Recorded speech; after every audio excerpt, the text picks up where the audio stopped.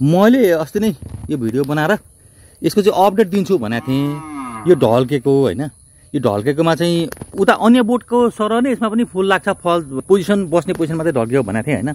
देख्न सक्नुहुन्छ अरू सरह नै जसरी अरू बोट त्यसै गरेर चाहिँ यहाँ पनि कोपिला सक्छ। अब अरूसँग कोपिला आउँदासम्म नयाँ कोपिला आउँछ, किनभने यो फक्रिनुभन्दा यो लटभन्दा पछाडिको लटमा आएको दुईवटा कोपिलाहरू यहाँ देख्न सक्यो नि होइन। यो भयो होइन। यस्तै गरेर चाहिँ यो लटमा चाहिँ खासै धेरै कोपिलाहरू आएको छैनन्, कुनै बोटमा त आएकै छैन, कुनैमा चाहिँ फाटा फुटो एउटा दुईवटा आएको छ जस्तो यहाँ एउटा देखियो होइन, एउटा यहाँ देखियो होइन। त्यस्तो फाटा फुटो एउटा पिलरमा दुईवटा तिनवटा भन्दा बढी कोपिला चाहिँ यो यो यो वाला लटमा चाहिँ आएको छैन होइन। यो पछाडि आएको यो हो, योभन्दा अगाडिको पनि यस्तै फाटा फुटो दुई चारवटा मात्रै थियो होइन।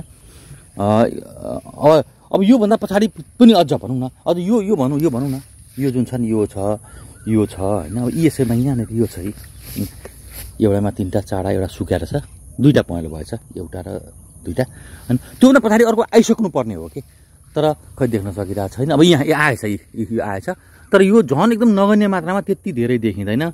मलाई लाग्छ एक लट भरेर धेरै आएपछि अर्को लटमा अलिक कम आउने देखिन्छ। अब अलिक रासायनिकतिर युज गर्दाखेरि चाहिँ अब कोपिला डिएपी पोटास हाल्दा चाहिँ आउँथ्यो पनि होला।